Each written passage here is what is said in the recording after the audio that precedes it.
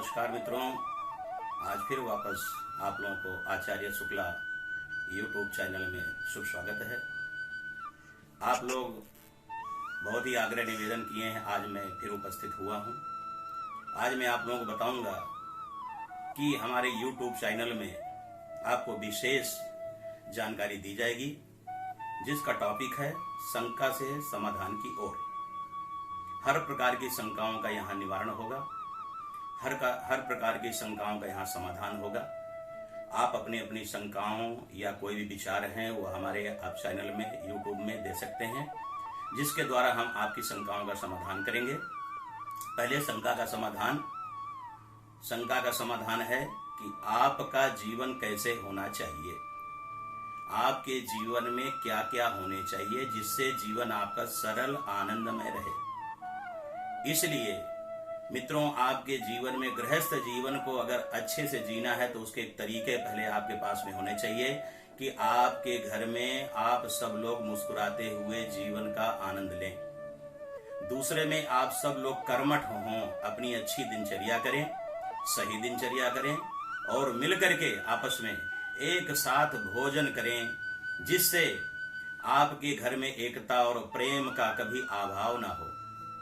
जब आप सब मिलकर के अपने बच्चों के साथ पति पत्नी सब मिलकर के आप आनंद लेते हैं भोजन का, हंसी मजाक का और यहाँ तक कि संकीर्तन का भी आनंद जब मिलकर लेते हैं तो आपके घर में कभी भी कोई भी ग्रह दोष लागू नहीं होता है और किसी प्रकार की कोई अशांति नहीं फैलेगी। इसलिए परमात्मा के सानिध्य में परमात्मा का ही चिंतन करते हुए अगर गृहस्थ जीवन को आप सब लोग मिलकर के आपस में अगर आनंद से बिताना चाहते हैं तो आपको अपने घर में सभी लोगों की दिनचर्या बहुत सही होनी चाहिए।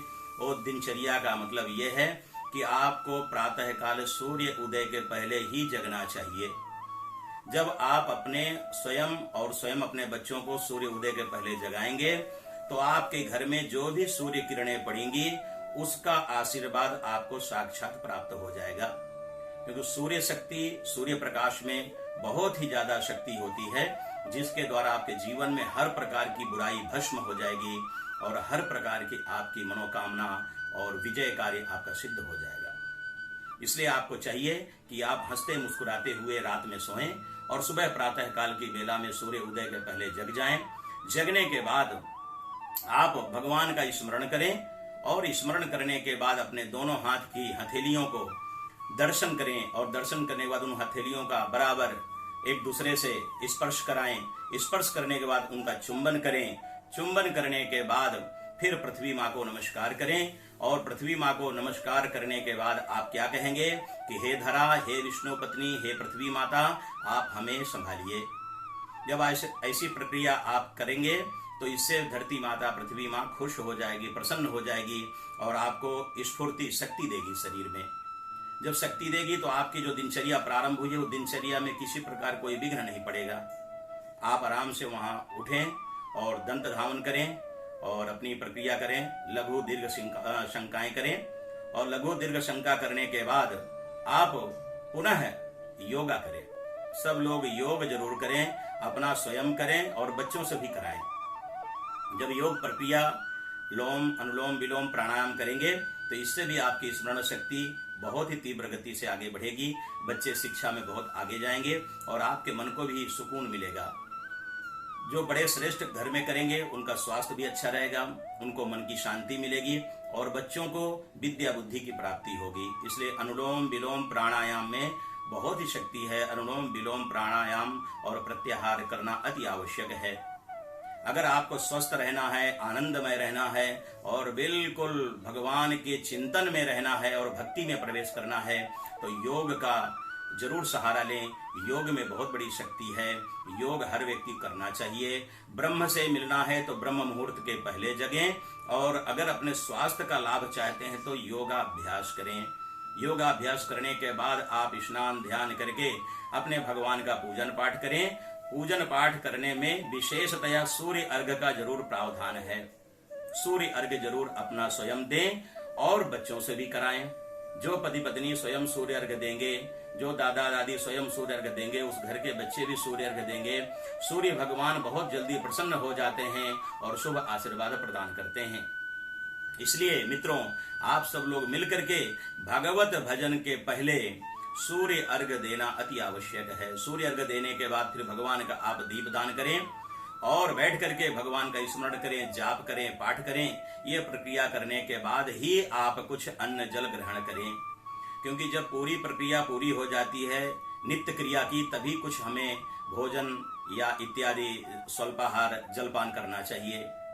जब वो करेंगे तो हमारे शरीर में स्फूर्ति आएगी और फिर हम अपने कार्य के लिए आगे बढ़ चलेंगे। जिससे कोई कार्यालय जा रहा है, कोई महिला अपने घर का कार्य संभाल रहे हैं, बच्चे अपने स्कूल जा रहे हैं, तो ऐसी प्रक्रिया करने से आप लोगों को हर तरह के लाभकारी अनुभव प्राप्त होंगे और आपके जीवन में आपको और बच्चों को हर तरह से आनंद ही आनंद प्राप्त होगा। गृहस्थ जीवन की सरल पद्धति, सरल नियम है और सरल प्रक्रिया है।